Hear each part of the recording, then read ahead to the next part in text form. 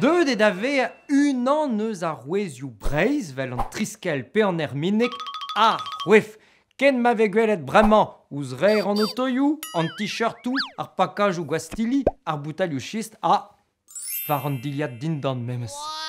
Nek e souezus, neuze e jonj d'ur berntud e vi e douget ar wefman gant an nol verriet e breiz, me ahe e konte karotez. E gwirionne e vi e douget ar wefse en ur vrovi en tout, ar vrovi gouden, be brud e ve evit ar formej rouz enaf, an tarzou hag ar surf da vegan dorchan a mar al lor beskrivet gaper jakez eliez. Gwire e vi e douget ba duan ur wef UL-ven, gret gant dantelez. Ar roa, goud ar brezel pevarz e kep ken.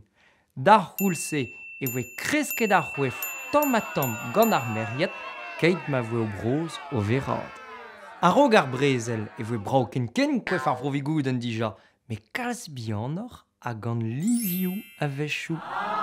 Met ar wefman nek e kwef an ol vretonezet pell a c'han, ne nemet unan eus ar 1000 daour an giz a kwef benag a zo bet renablet en ur bro.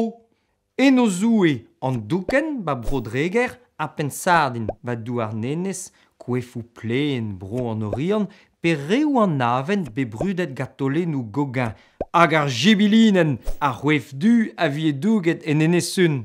Ur jonjal ave fe mat d'or dijonjal ive, neus ket deus ur wef en gounel, rag an en goun hag ar gizioù kouz nin ket ken kouz se.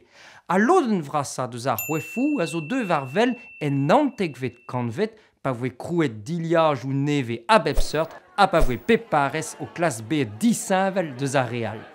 Matra heve pe gwir e teu leze nou neve da heul an dispargal pe poant neus droad da viska pez neus c'hoant.